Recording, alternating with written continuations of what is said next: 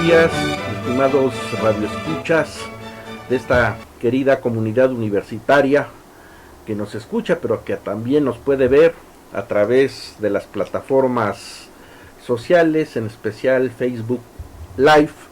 Les habla su amigo el doctor José Luis López Chavarría, titular del Seminario de Derecho Electoral.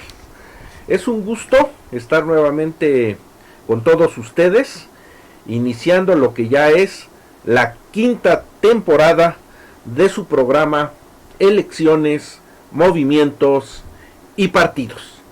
Recordamos para nuestra audiencia que esta transmisión en vivo podrán ustedes apreciarla nuevamente, nada más con la edición respectiva, dentro de unos días en el canal de YouTube, tecleando Seminario de Derecho Electoral. Es así como el seminario realiza su aportación académica a los esfuerzos que la Facultad de Derecho día con día viene realizando. Pues bien, centrándonos en materia, porque en la radio el tiempo vuela. Uno de los grandes debates actuales en la discusión nacional tiene que ver con esta nueva forma de liderazgo presidencial o retorno al autoritarismo. Y como ya ha sido tradicional en nuestro programa, pues nos ponemos realmente los manteles largos porque tenemos dos académicas de excepción, muy activa su presencia en la vida pública de nuestro país, y nos referimos a las catedráticas de la Facultad de Derecho, la maestra doctora Ruth Zabaleta Salgado, quien le agradecemos su presencia, maestra, gracias por estar con nosotros, sí, gracias. Y a la doctora María Guadalupe Ramírez Gaitán. Lupita, muchas gracias por estar con nosotros. Al contrario, doctor, muchas gracias. Maestro Eduardo Oropesa, nuestro contertulio habitual de nuestro programa. Maestro, nuevamente bienvenido. Sí, muchas gracias, doctor. Para arrancar el programa, maestra Guadalupe Ramírez Gaitán, en esta vasta experiencia de análisis político de lo que ha sido el presidencialismo en México y su evolución, ¿qué nos pudiera decir de ese presidencialismo de ayer que conoció, que ha analizado? ¿Y cuál ha sido ese devenir en trazos generales, maestra? Bueno, muchas gracias, doctor. Bueno, en principio yo debo decir que no podemos negar que el sistema político se ha ido transformando para bien. Es desde luego más plural, al grado tal que ya no existen impedimentos, por ejemplo, para criticar al presidente de la República ni al ejército. Ya no tenemos un solo partido, ya hay pluralidad, hay respeto al sufragio. Se han creado muchas instituciones autónomas que queremos que el nuevo régimen también lo respete. El problema o lo que inquieta hoy en día, yo entiendo, es en un momento dado lo que puede ocasionar la falta de frenos y contrapesos. Me refiero porque el partido que ganó las elecciones recientemente tiene mayoría en el Congreso, tanto en la Cámara de Diputados, en los congresos locales, en el Senado de la República. Bien, pero hay otras formas en el que nuestro sistema presidencial, creados desde 1824 por los federalistas en Estados Unidos, Hamilton, Madison, Gay, que es importante destacar el reconocimiento también que debemos de tener a Miguel Ramos Arizpe en cuanto a ser defensor del federalismo mexicano. Tiene defectos como todo cualquier sistema. Esto no quiere decir que la democracia, como lo han dicho algunos clásicos de la ciencia política, la democracia no funcione. Y lo que sí estamos conscientes es que sí, efectivamente hay disfuncionalidades y desequilibrios en la división de poderes. Esta división de poderes, especialmente el poder legislativo, Cámara de Diputados, Cámara de Senadores, como lo diseñaron dos clásicos de la ciencia política, Locke y Montesquieu. Pero yo reconozco que hoy en día, rumbo a un México moderno, ya existe un gobierno abierto que básicamente es un modelo. Quizá para algunos puede ser buenos deseos, pero el gobierno abierto es precisamente la participación ciudadana, y allí hay un compromiso desde el 2011 con Naciones Unidas en la Alianza de Gobierno Abierto, que pues lamentablemente se ha caído esa mesa de negociaciones producto de aquel software, que ese era un modelo en el que empezaron a espiar a todo mundo y que las ONG se retiraron. Pero una gran opción es gobierno abierto, donde la participación ciudadana sirva de frenos y contrapesos en un momento dado de que los legisladores sean sumisos ante el Poder Ejecutivo. No sé si... Muchas gracias, maestra Ramírez Gaitán. Vamos a darle el uso de la palabra a la doctora Ruth Zabaleta, también precisando que pues la maestra no solamente es una analista teórica de estos temas del sistema presidencial mexicano, sino que ella ha vivido directamente la vida política en nuestro país, siendo miembro de la Cámara de Diputados, como destacada parlamentaria, tribuna en México, ha tenido altas responsabilidades dentro de la administración pública, las entonces delegaciones políticas, hoy transformadas en alcaldías, como titular en la Venustiano Carranza. Es decir, doctora, en estos años, ¿cuál ha sido su apreciación de lo que ha visto de cerca, inclusive con el actual presidente de la República? Es un trato personal, directo, y de lo que ha sido el ayer y hoy en cuanto a esta forma de gobierno. Bueno, muchas gracias por la invitación, gracias por la oportunidad de comunicarnos con las personas respecto a este importante tema y tan coyuntural, pues por lo que estamos viviendo actualmente. ¿Por qué digo lo que estamos viendo actualmente? Porque me parece que hay un rompimiento de una vieja tradición, una vieja cultura del presidencialismo que estábamos acostumbrados los mexicanos a que se ejerciera desde el Poder Ejecutivo, pues a lo que estamos viendo actualmente con el presidente. Pero bueno, no creo que esto sea realmente el fondo de la discusión. O sea, aquí primero hay que reconocer que el presidente fuerte que surge después de la Constitución, porque 1917, no vamos a irnos a la de 1824, 1857, que todo el tiempo fue de confrontaciones, de violencia en el país.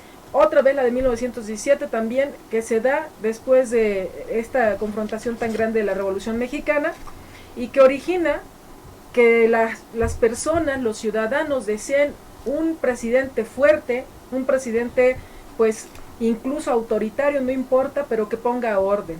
Entonces creo que en ese momento se da el futuro de lo que va a ser el presidencialismo en México, diferenciado a lo que decía la maestra doctora Guadalupe en el caso del presidencialismo de Estados Unidos. Hay un rompimiento porque nosotros empezamos a construir un presidencialismo diferente que se denominó incluso sui generis, porque el presidente adquirió poderes metaconstitucionales a partir de la conformación de un partido que fue una poderosa herramienta para este presidente e ir adquiriendo funciones más allá de lo que la Constitución preveía. Es decir, este presidente que los constitucionalistas le dan el poder de ser solamente él, ya sin vicepresidente en la Constitución, electo de manera directa, incluso con facultades para tomar funciones sin responsabilidades como las que tenían después de la reforma de 1870, la Constitución de 1857. Y entonces este partido empieza a ser realmente el ámbito, el real poder de este presidente, desde donde él va a decidir quiénes conforman el poder ejecutivo, quiénes conforman el poder legislativo y quiénes van a ser designados en el poder judicial. Entonces esta forma de ir tomando decisiones y además decidir quién va a ser su futuro sustituto, el tapado como lo conocíamos normalmente, pues le dio estos poderes metaconstitucionales que decía el doctor Carpizo, que eran más allá de lo que la Constitución preveía y que le permitían al presidente pues ser la figura hegemónica en nuestro país.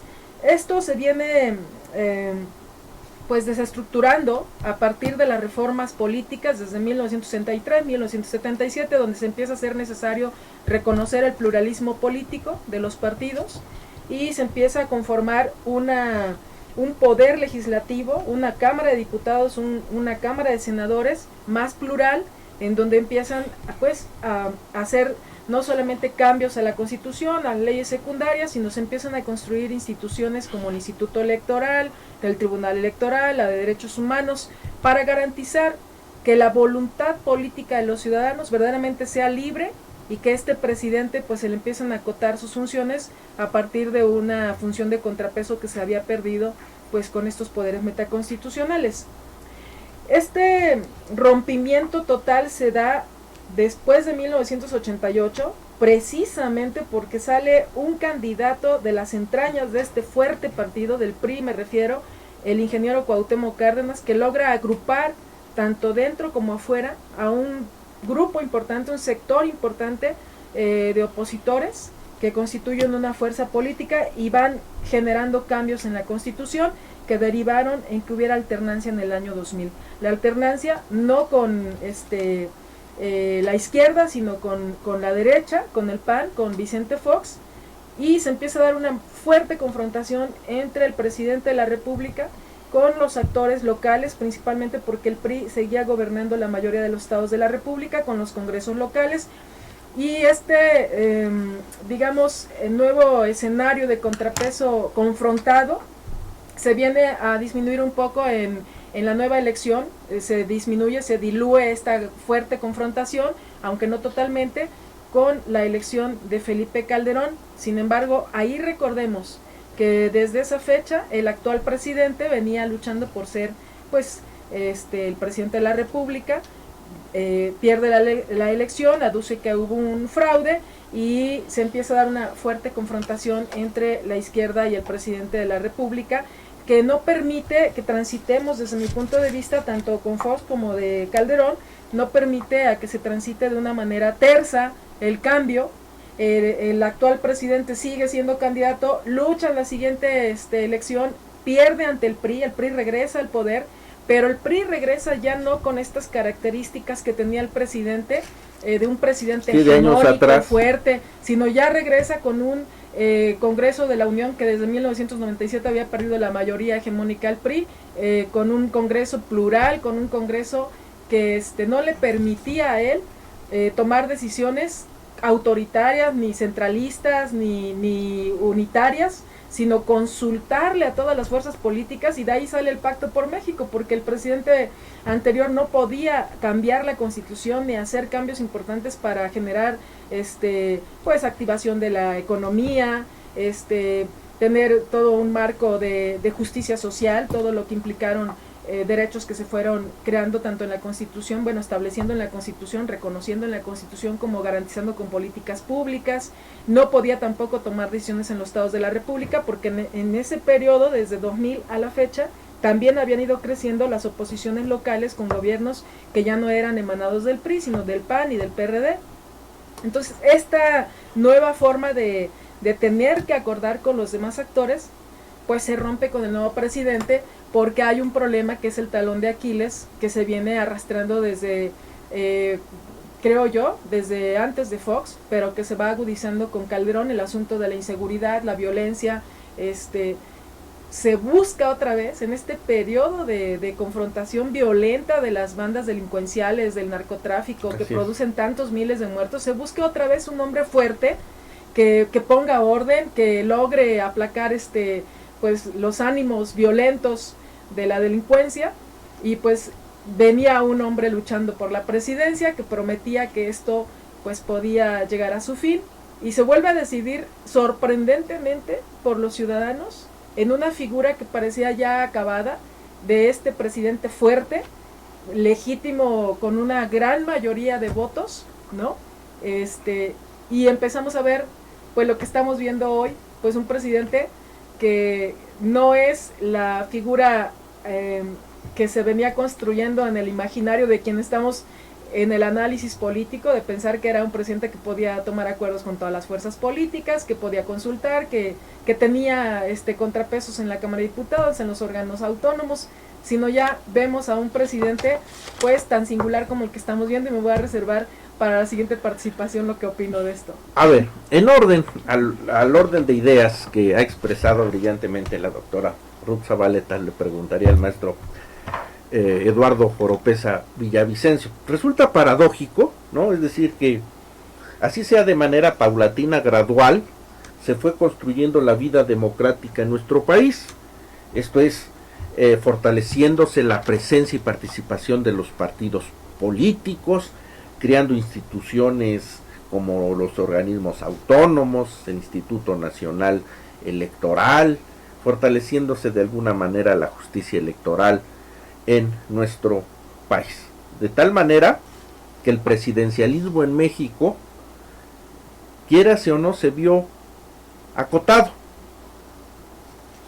pero que al final de cuentas estas condiciones de pluralidad, de lucha, de debate, pues como que para una ciudadanía no le resultó atrayente, o como que los resultados, colocándolos en una balanza, no fueron los esperados. Como que entró, a pesar de este tipo de logros, a prevalecer la desesperanza para la ciudadanía. De tal manera que en los comicios del 1 de julio de 2018 viene un hartazgo, un rechazo a ese estado de cosas, para cambiar al grado propiamente quizás hablar de un rompimiento de eso que se venía construyendo. ¿Cómo ve usted en esta perspectiva de lo que se ha estado exponiendo? ¿Cuál sería su opinión? Mire, yo quisiera hacer antes un balance en relación a lo que acaban de vertir.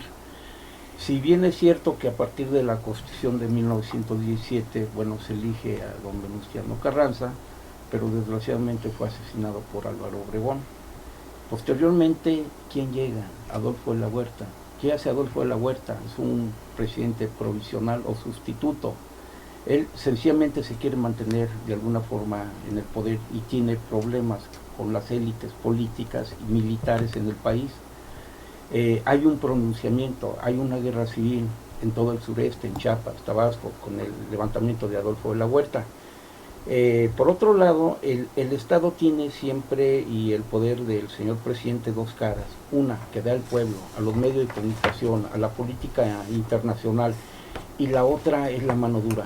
La mano dura, sí le podría asegurar, ¿cuántos muertos ha habido a partir de 1929, de que se crea, por ejemplo, el partido homogénico, el partido único, el Partido Nacional de la Revolución, el PNR, y luego se transforma, el PRM, en un momento dado, digamos, toda esta estructura política de un solo partido trata de aglutinar a todos los caciques y sobre todo gobernadores y militares, pero por otro lado eliminó a mucha gente.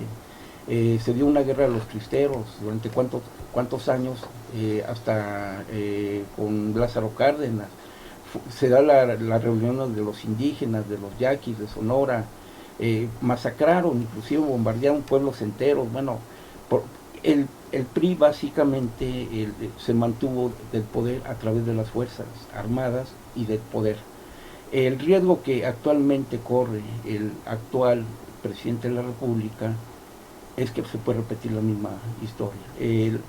El mayor sustento, la política que ha tenido para acabar con la inseguridad pública es la creación de la Guardia Nacional, pero desgraciadamente ya no vemos una Guardia Nacional que combata la delincuencia. Por ejemplo, vemos los asesinatos que hay en Jalisco, Nayarit y en todos los estados de la República, sino vemos ahora una Guardia Nacional que sirve a los intereses de los Estados Unidos, tanto en el norte como en el sur, para contener las migraciones. Y por otro lado, ya vemos cómo se agudiza una fuerza de oposición hacia la misma Guardia. Hay rechazo, por ejemplo, en las autodefensas ahorita en este momento de Michoacán. Es una vergüenza que como con escobas y palas sacan al ejército, a una Guardia Nacional. ¿Qué respeto hay ya hacia las Fuerzas Armadas? Por otro lado, la política dice, si negociamos con la delincuencia organizada o muchas veces con los grupos de autodefensa para desarmarlos, digamos, puede haber buenas intenciones, pero hay una política que desgraciadamente parece que en México no está rigiendo una política interna, sino a veces anuncia la política más de México el presidente de los Estados Unidos. Dice, él dispone más de la Guardia que el mismo presidente de la República. Y de mi punto de vista, en cuanto a los organismos autónomos, cada vez vemos más debilitados, con riesgo a que desaparezcan. No se diga, no hay buenas relaciones con la Comisión Nacional de Derechos Humanos, no hay buenas relaciones con otros organismos. También se anda ahí medio tambaleando. Igual, ¿no? Que el hecho de que le quieran quitar el presupuesto, bueno, controlarlo, el hecho también de crear una figura paralela al presidente, un poder con los jefes políticos que había durante el porfiriato, que ahora son los superdelegados, que todo lo determinan.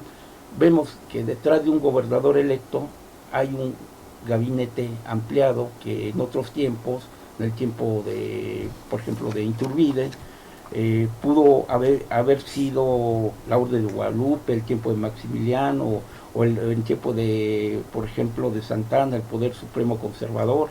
Ese Poder Supremo Conservador era quien tomaba las decisiones por arriba del presidente de la República, y aglutina, ahora vemos un pacto con el capitalismo mexicano y extranjero, abierto, y que nunca se había visto en otros gobiernos, ¿no? No sé usted qué opine, ¿no? Bueno, muy interesantes sus reflexiones. El estado de cosas de la realidad política se está planteando en estos términos, es decir, una problemática de muy variada naturaleza, de difícil solución. Pero maestra, Ramírez Gaitán, ¿hacia dónde debe de tender la política pública? Es decir, ¿qué fórmula de solución nos puede ver esa luz al final del túnel, ¿no? Pues estamos viendo cómo está la cuestión de la inseguridad, el problema de los flujos migratorios, ¿no? Pero finalmente usted propugna por la cuestión del gobierno abierto, en fin, no sé en qué aspecto pudiéramos quizás puntualizar a este tipo de situaciones. Bueno, yo tengo varios temas aquí que me surgen ahorita que estamos en este debate del sistema presidencial, de los frenos, contrapesos, de la división de poderes, de la inseguridad, de materias que están pendientes y que nos preocupan mucho, que no es para vivir con miedo, pero sí vivimos con miedo ante la inseguridad y los esfuerzos que ha hecho el presidente. Cada presidente, hay que recordar lo que decía Daniel Cosío Villegas en sus textos que escribió en los 70. Hay un estilo personal de gobernar de cada presidente. Por ejemplo, nuestro actual presidente lamentablemente es crítica propositiva, pero se ve que no quiere compartir el poder. Y yo creo que allí es donde los gobierno abierto, que es un modelo, un compromiso que de hecho el presidente Barack Obama en el 2009 se comprometió desde el primer día al firmar por ahí un memorándum, en donde se comprometía a la transparencia, a la rendición de cuentas, a la participación ciudadana y al uso de la tecnología para ello. En México, desgraciadamente, yo decía hace un rato, se cayó la mesa del diálogo con las organizaciones no gubernamentales, producto, desgraciadamente, por el famoso software, el Pegasus famoso, que empezó a grabar a todo el mundo y que hubo ya desconfianza. Este país, hoy más que nunca, requiere de la unidad. El problema es que sí, lamentablemente, pues el presidente con el discurso a lo mejor no se ha dado cuenta, ha polarizado a la sociedad, esto nos ha dividido un poco.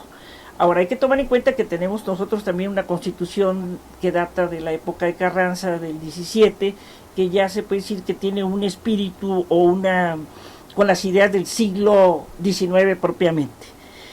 Este país sí ha avanzado mucho, desde 77, que ya lo decía la doctora Ruth Zabaleta, 77 claro, en materia electoral, que es donde incluso la representación proporcional, la inclusión de las diputaciones plurinominales para que las minorías pudieran estar representadas en las cámaras y bueno, yo debo decir que no hay autoritarismos en este país. En este sexenio yo no he visto que sea un gobierno autoritario o que tengamos el riesgo de regresar al autoritarismo que vivimos en las épocas pasadas. Por ejemplo, el 88 es un año muy marcado que al régimen priista ya no le queda otra más de llevar a cabo una etapa de liberalización, de apertura, en donde la idea era seguir o continuar en el poder, pero escuchando a la oposición y creando instituciones independientes como el propio INAI, más tarde, que esto se logra hasta el 2000, porque la transparencia estuvo congelada por 25 años. Hemos tenido legislaturas que merecen el aplauso, por ejemplo, cuando resucitó lo que decía el año de 1997, en la época de Cedillo, la legislatura, resucita el Congreso.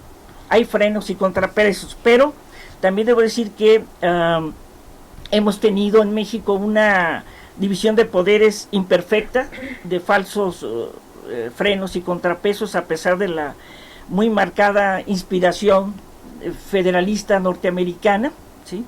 Y hoy en día el presidente de la República pues sigue siendo la figura más importante del sistema político, pero como su partido arrolló en las elecciones, estamos ante un sistema de una división de poderes, insisto, sin freno ni contrapesos. Bien, hay muchas cosas que comentar aquí a lo largo de todos los años que ha sido el camino de la democracia, ha sido largo y tortuoso, dijera uno de los politólogos, Guillermo O'Donnell, ha sido largo y tortuoso el camino en México de la democracia. Sin embargo, el sistema presidencial sí podemos decir que la democracia sí cabe, que es la única figura importante que hoy en día pues nos ayuda a vivir y a convivir en pluralidad. Es lo que yo podría decir al respecto. Preguntaría a la doctora Ruth Zabaleta. Se ha estado haciendo mucho hincapié, énfasis en la mesa de el papel que debe de jugar para moderar el ejercicio del presidencialismo, el equilibrio de poderes. Y en eso también juega desde luego un papel importante el papel de los partidos políticos, la oposición. Pero ¿qué ha ocurrido después de las elecciones de julio del 2018? Como que quedaron knockouts. O sea, en nuestro escenario actualmente la presencia de los partidos políticos no se nota, no se siente. Finalmente han sido organizaciones no gubernamentales, grupos empresariales, los que están por ahí interponiendo amparos, moviéndose, pero creo que no es muy sano para la democracia. Vamos a tener que ir a un corte. Queda esta pregunta y gracias, no le cambien, en un momentito estamos con ustedes. Gracias. Nuevamente, estimada comunidad de la Facultad de Derechos, estimada comunidad universitaria, estamos nuevamente con todos ustedes en su programa Elecciones, Movimientos y Partidos. Y preguntábamos a la doctora Ruth Zabaleta, pues ese papel de la oposición tiene que en algún momento despertar, es decir, es propio de la democracia, el pluripartidismo, y actualmente vemos que como que eso no está ocurriendo. ¿Y cómo se le va a hacer? Bueno, creo que hay una tendencia mundial y sobre todo aquí en la región de América Latina, suficientemente analizada respecto a los liderazgos autoritarios y unipersonales que han estado surgiendo, no solamente en la parte baja de América Latina, sino lo vimos desde la elección de Trump, en donde pues una persona logra que los partidos políticos disminuyan su fuerza al máximo en una elección como la que se dio en Estados Unidos y la que vimos que se vivió aquí en México. Creo que aquí en México hay factores que se deben de analizar respecto a por qué sucedió esto, y uno de ellos fue el asunto de la corrupción. O sea, creo que los partidos políticos no es que estén pues muertos o estén desaparecidos, pero la esencia de un partido político pues es ganar elecciones, o sea, tener escaños en el Congreso de la Unión, ganar espacios en el Poder Ejecutivo, y lo que vimos en esta pasada elección, pues una disminución de fuerza al máximo de algunos partidos políticos, principalmente el partido de izquierda, que había apoyado en 2 ocasiones anteriores al actual presidente. Nos referimos al PRD. Tanto, así es, el Partido de la Revolución Democrática, que había apoyado al presidente y que en esta ocasión pues juega solo ante un hombre que logró, pues a mí me parece, representar el discurso de oposición a lo que había sucedido con los otros gobiernos en base a que no se cumplió o no se pudo cumplir con la expectativa de los ciudadanos,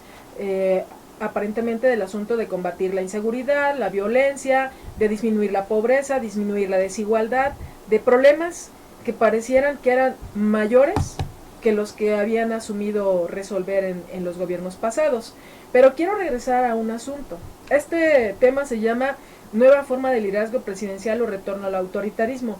Yo difiero de mi compañera la doctora Guadalupe y yo sí creo que primero hay una nueva forma de liderazgo, no. Hay una vieja forma de liderazgo que emana precisamente una cultura que se generó dentro del PRI, dentro del Partido Revolucionario Institucional cuando tenía la hegemonía, en donde los presidentes pues eran esa figura hegemónica, autoritaria, que pues todo, había hasta bromas de decir, le preguntaba al presidente a su secretario particular, ¿qué día es hoy? El día que usted quiera, presidente. ¿Qué hora es? La hora que usted quiera, presidente. O sea, ese tipo de bromas eran un extremo, pero en realidad representaban algo que sucedía en la sociedad. El presidente era una figura intocable, inmaculada, que tomaba decisiones y que nadie lo cuestionaba, a pesar de que teníamos un sistema ya emergente, pluralista, desde pues 1977 que se empiezan a reconocer estos partidos que estaban emergentes en ese tiempo. Esto se rompe, vuelvo a insistir, con la alternancia, pero algunos personajes como el presidente de la República fueron educados en ese Partido Revolucionario Institucional con las viejas formas de trato, de relación con los ciudadanos, de relación interna con el ejercicio de poder.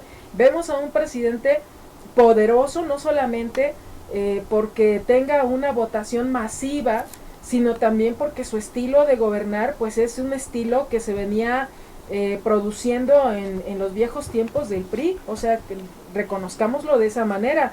Primera y segunda, creo que sí hay autoritarismo de parte del presidente, porque cuando él decide dar de baja obras importantes en los estados de la República, nada más porque él llega y hace una asamblea y a mano alzada deciden los ciudadanos que no se construya un tren o que no se siga una obra, más no el tren, sino las obras para el tren, o que no se invierta en ciertas cosas que los ciudadanos quieran, o cuando de repente dice por la corrupción le quito el dinero a las áreas de salud y vemos que los padres de familia tienen que manifestarse en el aeropuerto de la ciudad porque sus niños con cáncer están muriendo, o vemos que las mujeres violentadas no tienen refugios porque se decidió que por la corrupción ya no se le debería dar dinero a los refugios de mujeres violentadas, o se le quita el dinero a las estancias infantiles. Creo que eso es autoritarismo. Primera. Segunda, el autoritarismo es fortuito y es nada más una decisión del presidente. No, creo que hay un problema real de los partidos políticos, porque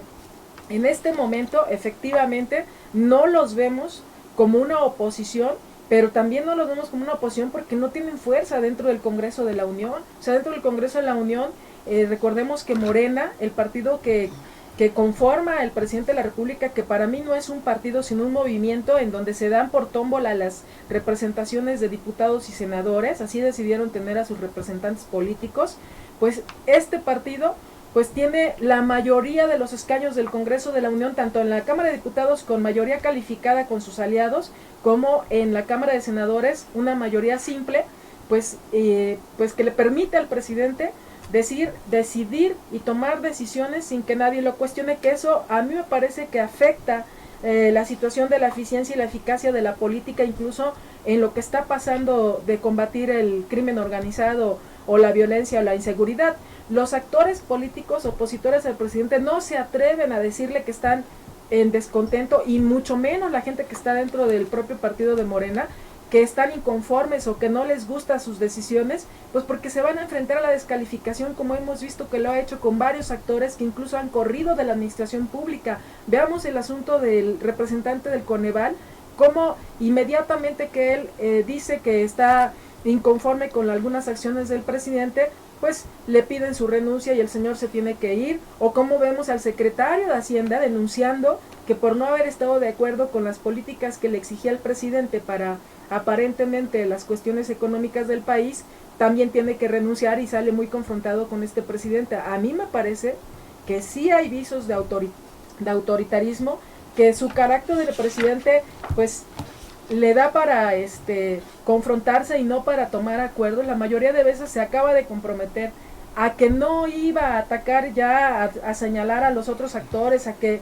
no iba a descalificar como lo hace cada mañana, y sin embargo lo vimos menos de 24 horas después burlándose del expresidente Calderón. Sí, el comandante Borolas, muy vulgar, muy coloquialmente, diciendo, ¿no? que Sí. el comandante Borolas, y luego ahorita lamentablemente esa forma, ese tipo de manifestarse él contra los otros actores, pues no solamente genera inconformidad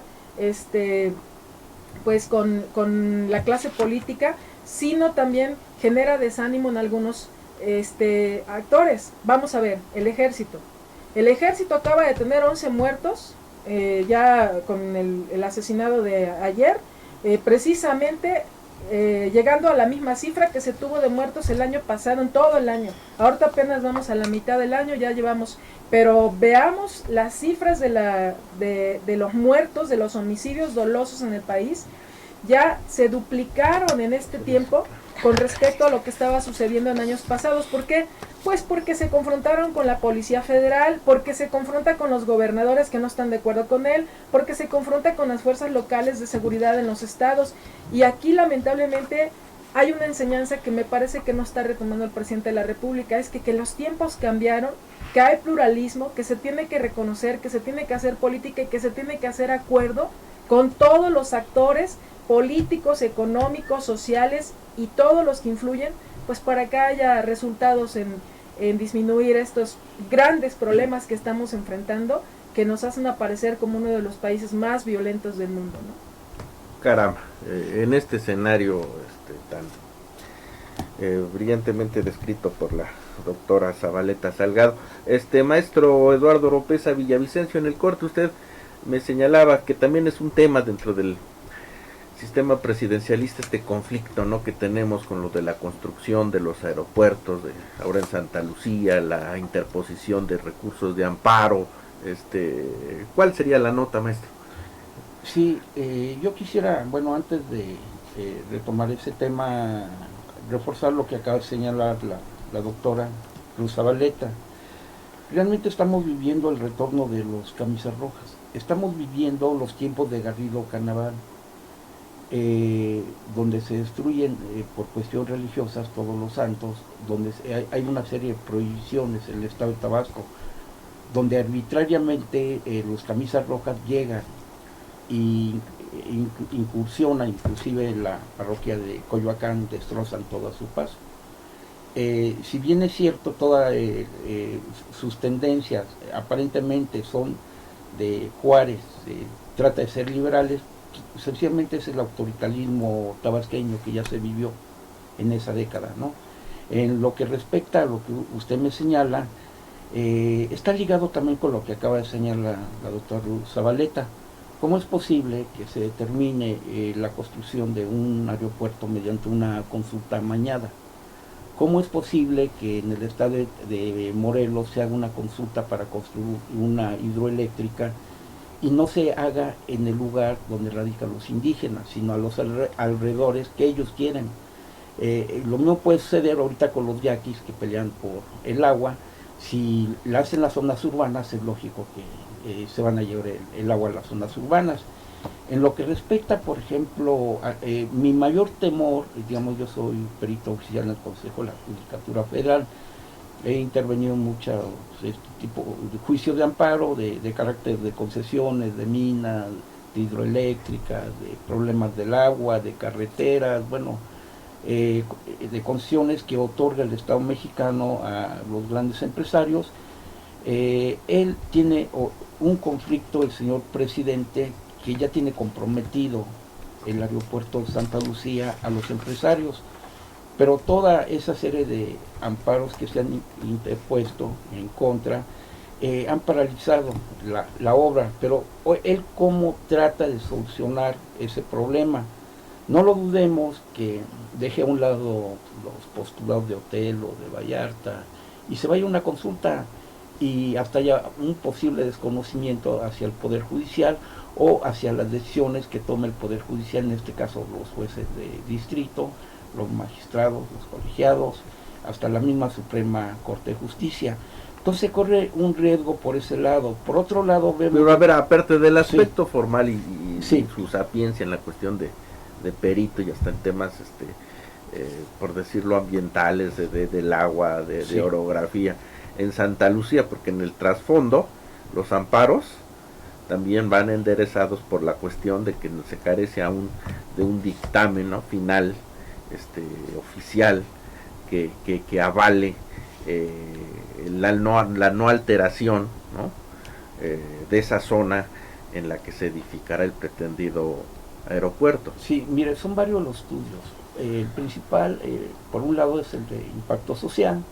Hay que considerar otro estudio de impacto ambiental, que desgraciadamente no ha podido cubrirlo al 100% las instituciones. Generalmente todo este tipo de, digamos, son manipulados. Y por otro lado, también se requiere lo más importante, cubrir con las normas internacionales para construir un aeropuerto, desde la dirección del viento, el tipo de terreno. Vemos que de repente les apareció un cerro en una base militar. La base militar, ¿cuándo fue construida? Hay que analizar. La base está ligada a la historia de la Fuerza Aérea Mexicana. Es uno de, nada más existen dos bases militares, la de Zapopan y la de Santa Lucía. Se hizo para aviones chicos, no para aviones para el siglo XXI. Sencillamente el espacio, nada más la pura dirección de los vientos. Hay muchos elementos y habría que ver cómo en un momento dado van a desplazar a todos los pueblos que viven alrededor y cómo les va a afectar a sus actividades económicas, a sus actividades agrícolas. No olvidemos que todos estos pueblos, de alguna forma, son pueblos originarios que tienen sus derechos, están amparados ante el derecho internacional, ante el convenio 169 de la Organización Internacional del Trabajo. Lo mismo, hay ordenamientos de las Naciones Unidas. Lo que va a suceder con el problema del aeropuerto, no lo dudemos que lleguemos a la Comisión Interamericana de Derechos Humanos y a lo largo de este sexenio no se va a construir el aeropuerto, se la va a pasar en litigios. Igual va a suceder con todas las grandes obras. Desgraciadamente, mala noticia, desgraciadamente, por ejemplo, la construcción del tren urbano a la ciudad de Toluca, lo mismo sucede con la autopista que corre de Chamapa, de Huixquilucan, bueno, adelante de Interlomas al aeropuerto de Toluca. Está paralizado por los juicios de amparo. El Estado, por un lado, quiere realizar grandes obras con grandes inversionistas y por otro lado descuida lo más importante, la población mexicana, los pueblos originarios. Sencillamente, si realiza alguna expropiación de los terrenos, debe ya no indemnizar en centavos, sino en euros, y darle el mismo trato igualitario que le da el presidente de los Estados Unidos a los indígenas mexicanos. Parece que en México somos de diversas calidades, todavía vivimos en castas donde hay una clase dominante, una casta divina como la hubo en Yucatán, ahora es la casta divina de Tabasco que nos está gobernando, y caemos nuevamente a los castigos regionales, el norte contra el sur. Ahora ya el grupo Atlacomulco ya se sumó con la figura de Jan González al proyecto de la Cuarta Transformación. Nos deja mucho de pensar, que reflexionar, no sé qué usted opine. Pues como el tiempo empieza a premiar en esto de la radio, le pediría a la maestra María Guadalupe Ramírez Gaitán, a la doctora, pues que formulara a la luz de lo que se ha aquí vertido algunas conclusiones de este tema, y haciendo hincapié casi como un mensaje de lo que esperaría se corrigiera o tomara un nuevo rumbo de este presidencialismo mexicano. Perfecto, muchas gracias, doctor. Voy a apreciar por el tiempo que se va, vuela.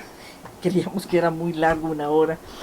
Lo que aquí acaba de comentar nuestro amigo, compañero, abogado, es no olvidar que tenemos medios de control constitucional que hoy en día ya son efectivos. Estos medios de control que nos ayudan mucho a equilibrar la división de poderes, como es las acciones de inconstitucionalidad, las controversias, el mismo amparo, el juicio político, el juicio de protección de los derechos políticos electorales en materia electoral.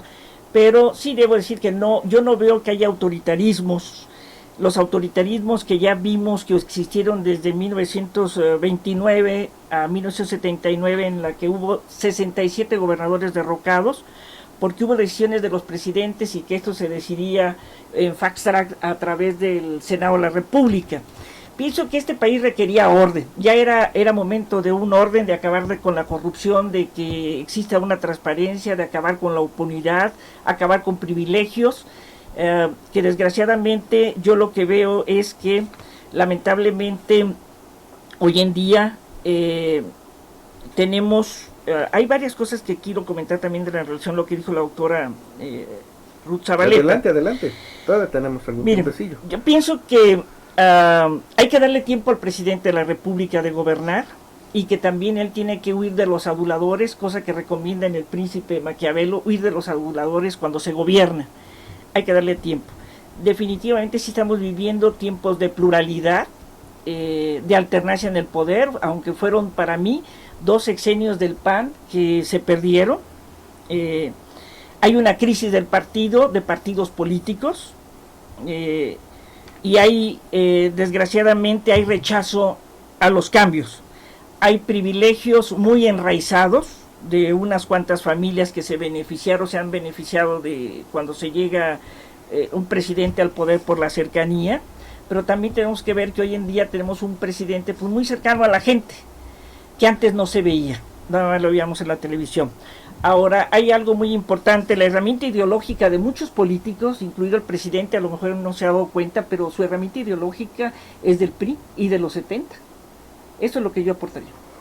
Maestra doctora Ruth Zabaleta Salgado, ¿con qué mensaje a los universitarios le gustaría a usted que se quedara, así casi como un mensaje o buen deseo para los Reyes Magos de que se corrigiera o se reorientara este ejercicio del sistema presidencial en México?